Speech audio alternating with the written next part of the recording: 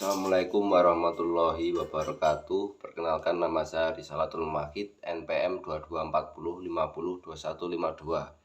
Di sini saya akan menjelaskan resume pada acara LKM MPD pada tanggal 11 September kemarin, yang dimana pemateri pertama diisi oleh Mas Denny Irawan tentang berpikir kritis. Berpikir kritis adalah proses berpikir seseorang dengan kemampuan untuk menganalisa, menyimpulkan, menyusun ide, mengevaluasi, dan mencari solusi dari permasalahan. Dan tahapan dalam berpikir kritis yang pertama fokus, dan yang kedua alasan, ketiga mengetahui kualitas sumber dari informasi tersebut, yang keempat memahami informasi, kelima mengetahui pengertian istilah atau kata yang tidak dipahami dalam informasi tersebut, yang keenam memeriksa kembali informasi secara menyeluruh. Dan manfaat berpikir kritis diantaranya yang pertama, membantu memperoleh pengetahuan, memperbaiki teori, memperkuat argumen. Dan yang kedua, mengemukakan dan merumuskan pertanyaan yang jelas. Yang ketiga, mengumpulkan, menilai, menafsirkan informasi dengan efektif. Dan yang keempat, membuat kesimpulan dan menemukan solusi masalah berdasarkan dengan alasan yang kuat. Yang kelima, membiasakan berpikir terbuka. Dan yang keenam, menemukan gagasan, pendapat, dan solusi. Kesalahan dalam berpikir kritis biasanya kita selalu berpikir negatif. Selain berpikir kritis, yang kedua adalah keterampilan berkomunikasi. Komunikasi adalah interaksi dua orang atau lebih di mana di situ sedang berbicara. Komunikasi mempunyai 3 tipe, yaitu komunikasi verbal, fisik, dan emosional. Cara membangun skill untuk berbicara yaitu dengan respect, empati, audible, clarity, dan humble. Dan yang ketiga adalah mendengarkan secara efektif, yaitu memahami informasi yang disampaikan oleh pembicara. Tahapan mendengarkan efektif yang pertama adalah mendengarkan, yang kedua adalah pemahaman, yang ketiga mengingat, yang keempat penafsiran, dan yang kelima adalah evaluasi. Lalu berlanjut ke pengisi pemateri yang kedua yang disampaikan oleh Mas Januar Ramadan, yaitu seberapa penting ambisi bagi mahasiswa. Kita semua dilahirkan sama. Dalam kuliah kalian harus memanfaatkan waktu dengan baik untuk mengembangkan diri. Dan sarjana merupakan salah satu jalan untuk sukses. Jangan khawatir kegagalan, penderitaan, bahagia, senang, kesuksesan, kesempatan.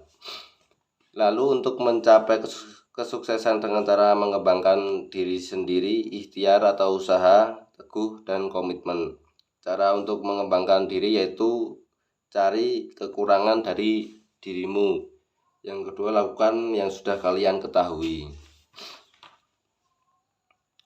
Yang selanjutnya, evaluasi diri. Jadilah manusia yang melihat ke dalam dirinya supaya kedepannya bisa menjadi orang yang lebih baik. Salah satu caranya yaitu jangan defensif. Yang kedua, anti kritik. Yang ketiga, berkemauan kuat. Yang keempat, banyak mendengar. Kita harus punya ambisi dan prosesnya harus konsisten untuk sukses. Walaupun tidak semua realitas sesuai dengan ekspektasi, tujuan itu penting. Dan pemateri yang selanjutnya adalah pemateri 3 yang disampaikan oleh Mas Fatih Nafan tentang etika organisasi.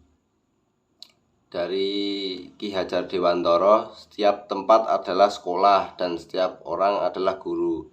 Etika organisasi adalah Etika yaitu sikap dan perilaku yang menunjukkan kesediaan, kesanggupan seseorang secara sadar untuk menaati norma-norma kehidupan yang berlaku dalam suatu kelompok.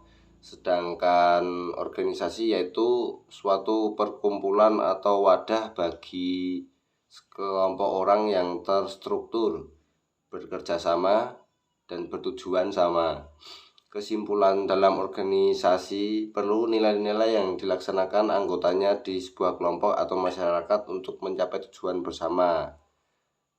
Kemudian etika berorganisasi di teknik mesin ada 5S, solidaritas, demokrasi dan bermusyawarah, tanggung jawab, jujur.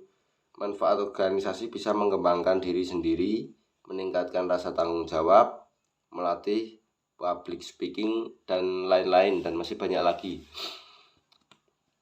Kemudian pemateri yang keempat disampaikan oleh Rizky Bagus Pratama.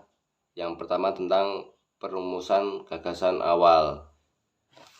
Perumusan proses cara menentukan pernyataan yang ringkas dan tepat, sedangkan gagasan suatu ide atau hasil pemikiran dari seseorang atau kelompok. Tujuannya yaitu mampu memahami kebutuhan organisasi. Yang selanjutnya mampu merancang kegiatan atau program kerja yang efektif dan efisien sesuai dengan sasaran dan kebutuhan organisasi. Lalu memikirkan kegagalan.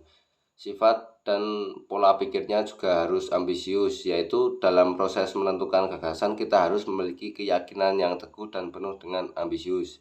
Yang kedua, kreatif. Yang ketiga, inovatif.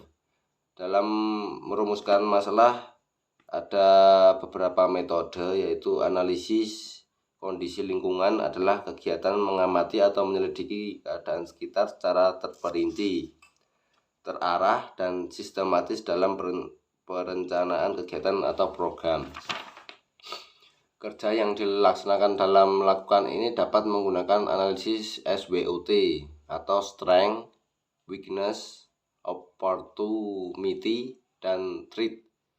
2. Brainstorming adalah sebuah proses yang mengusahakan untuk menemukan gagasan dengan cara mengumpulkan pendapat secara bersama untuk memberikan kritik atau penilaian. Batasan perumusan gagasan awal yaitu realistis atau memungkinkan atau tidaknya apabila gagasan itu dilaksanakan. Yang kedua, spesifik, yaitu gagasan awal tersebut harus dijelaskan secara jelas. Yang ketiga adalah skala prioritas. Kemudian definisi administrasi. Yang pertama, bentuk organisasi yang digunakan untuk menyampaikan. Kedua, organisasi untuk menyampaikan informasi tertulis dari suatu pihak ke pihak yang lainnya. Yang ketiga, proses pengaturan arsip. Peran dan fungsi dari administrasi untuk meningkatkan efisien dan efektivitas dalam hal hubungan komunikasi, keuangan, tenaga waktu, dan lain-lain. Tujuan dari administrasi tersebut yang pertama untuk memperlancar, yang kedua mengelola. Macam dari administrasi yaitu ada administrasi kesekretariatan dan keuangan. Lanjut, kita masuk ke pemateri 5 yaitu mekanisme persidangan. Sidang adalah pertemuan segenap anggota dewan, majelis, atau publik untuk membicarakan suatu hal yang dianggap perlu dan disepakati oleh seluruh anggota peserta sidang.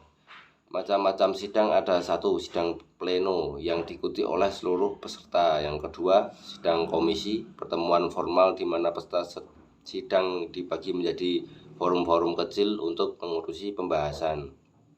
Yang ketiga, sidang paripurna, yaitu mengesahkan hasil-hasil sidang. Sedangkan pada komponen-komponen persidangan, yang pertama ada pimpinan sidang, yang kedua ada pimpinan sidang 1, pimpinan sidang 2, dan pimpinan sidang 3. Sedangkan untuk peserta sidang ada yang pertama ada peserta penuh dan yang kedua ada peserta peninjau. Pimpinan sidang 1 bertugas memimpin acara atau berjalannya persidangan. Pemimpin sidang 2 bertugas membantu Presidium 1. Pemimpin sidang 3 bertugas bagaimana tugasnya adalah notulensi persidangan. Kriteria pimpinan sidang: yang pertama bertakwa kepada Tuhan Yang Maha Esa, yang kedua mempunyai dedikasi, tanggung jawab, dan memelihara nama baik keluarga, yang ketiga masih tercatat sebagai mahasiswa aktif, yang keempat bersedia sebagai pimpinan sidang. Tugas dan tanggung jawab pimpinan sidang: yang pertama memimpin sidang sesuai dengan tata tertib persidangan, yang kedua pimpinan sidang bertanggung jawab atas jalannya persidangan. Hak dan kewajiban pimpinan sidang, yaitu menghentikan pembicaraan dari peserta apabila terlalu lama atau keluar dari pembahasan. Yang kedua, memperingatkan peserta yang sedang mengganggu acara persidangan. Yang ketiga, mengeluarkan peserta sidang yang mengganggu. Yang keempat, membuka dan merumuskan sidang. Yang kelima adalah mengesahkan hasil sidang. Hak peserta sidang. Peserta sidang mempunyai hak: yang pertama mengajukan dan menolak usul pendapat, yang kedua memilih dan dipilih, yang ketiga peserta penuh memiliki hak bicara. Mungkin itu saja yang dapat saya sampaikan pada materi LKMMPD pada acara itu. Saya mohon maaf apabila ada kesalahan kata. Wassalamualaikum warahmatullahi wabarakatuh.